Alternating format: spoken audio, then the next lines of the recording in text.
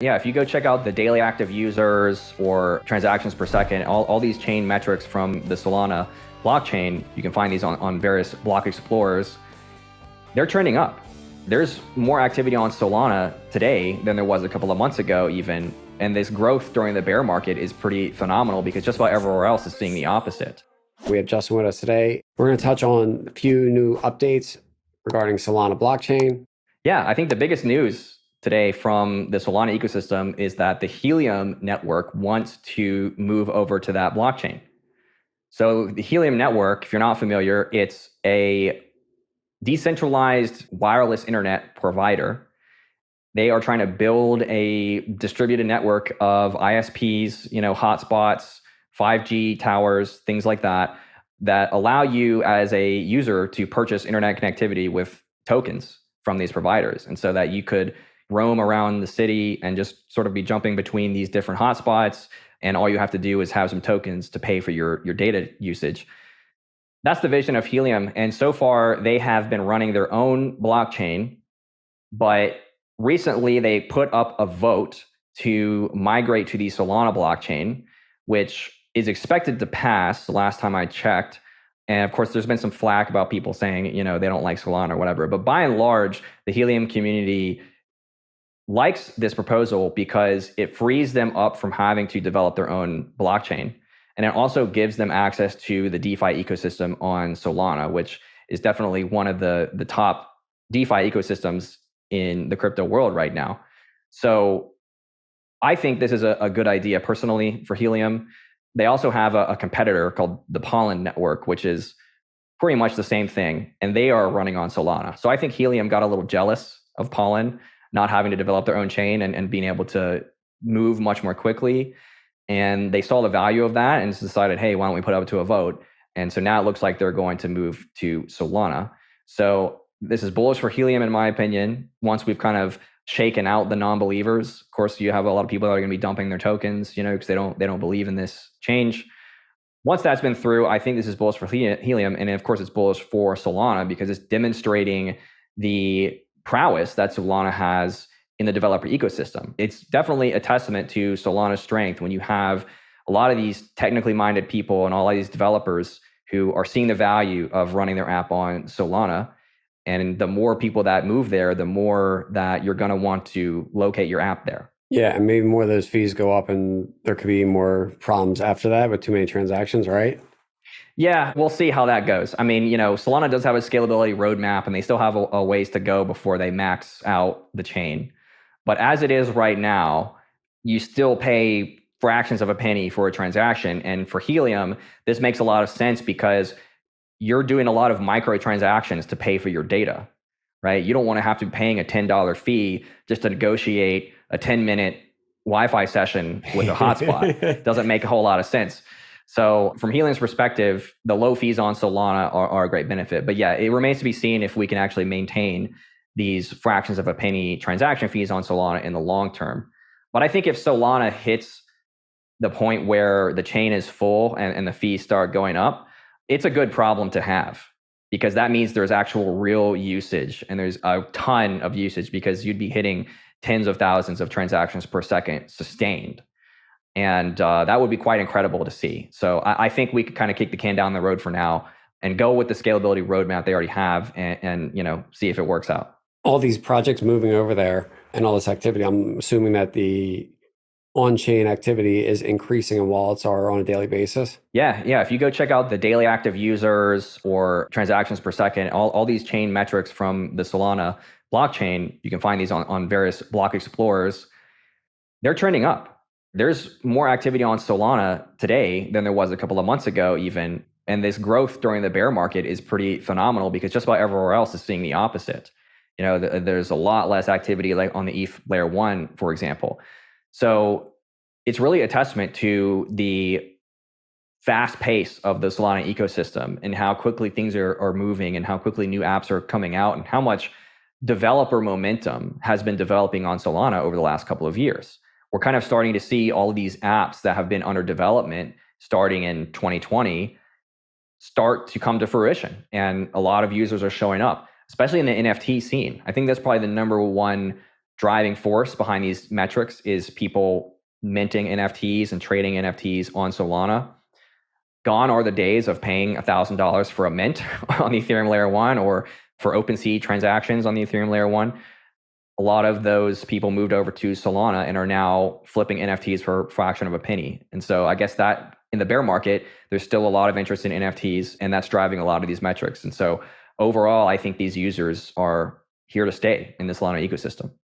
And you also mentioned SEI or SEI also bridging Solana and the Cosmos, right? Can you break that? Yeah, so SEI Labs, SEI, they're building a bridge chain between Solana and Cosmos. And essentially, they've taken the Solana virtual machine, they forked that, and they're going to implement the Cosmos IBC, inter-blockchain communication protocol. This will allow Solana apps to natively bridge over to SEI and then have access to liquidity from the Cosmos ecosystem and sort of serve as a bridge between all of these app chains in Cosmos and the scalable ecosystem of Solana. So I think this is a win-win for both the Cosmos community and for the Solana community. You have access to that liquidity on Cosmos, and the Cosmos ecosystem can access the high-speed DeFi and cheap transactions of Solana. And so, we could certainly see a future where there's a lot of like DEX trading, high-frequency trading type stuff happening on the Solana chain. And then you have your long tail of app chains on Cosmos that are bridging over to Solana for a lot of these DeFi things.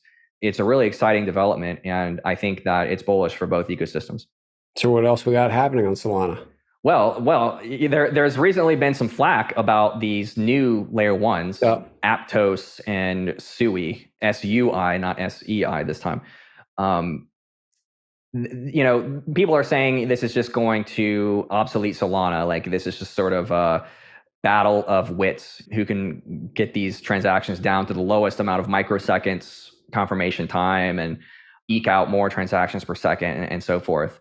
And there's also a thing about the programming language or the development model on these chains where Aptos and Sui are trying to use this programming language called Move, which looks a lot nicer than, say, Solidity or Rust in terms of, there's less ways to shoot yourself in the foot. And, it's a little bit easier to write smart contracts more concisely.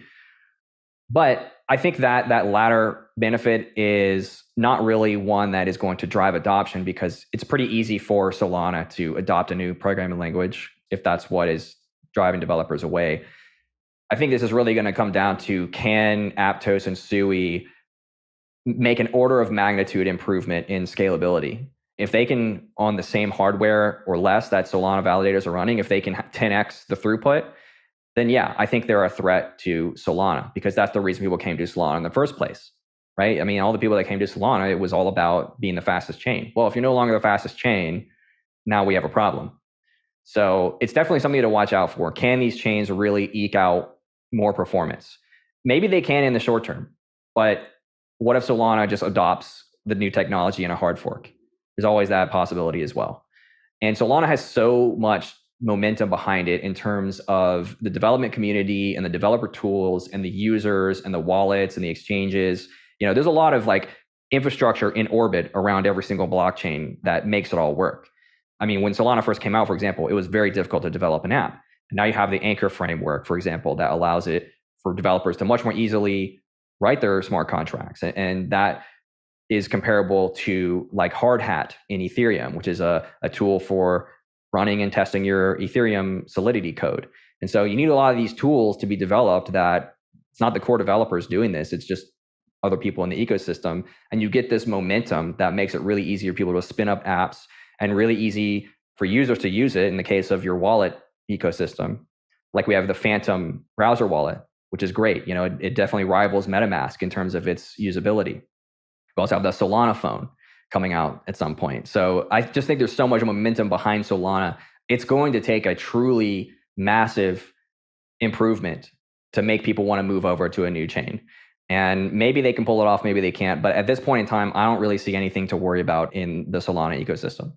I know you're a Solana bull. So for all of our listeners, any thoughts on where that's going in the next 12 to 24 months? Yeah, I think Solana will continue to grow during the bear market. just because of all the developer momentum it's had. They've really made a big push for hackathons and developer tooling, investments in the ecosystem to get a lot of apps out the door. And that has been borne out in the increase in on-chain metrics and usage over the last couple of months. So I see Solana continuing to grow in its ecosystem and in its usage through the bear market. I don't think this will necessarily impact the token price just because of how terrible the macroeconomics are. It's just no one really wants to buy anything at this point, especially when you're buying something on the expectation of future growth.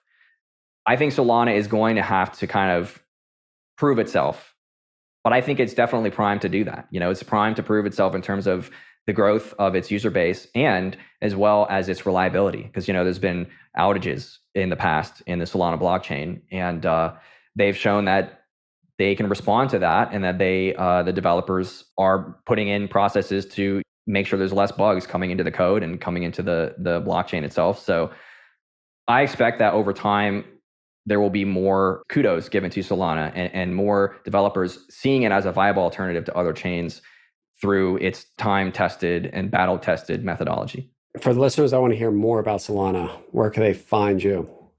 Yeah, follow me at Twitter at jgrizzled1, JGRIZZLED1. And I will be posting updates about the Solana community as they come out. And everybody else, like and subscribe. See you next time. The Joe Roberts Show.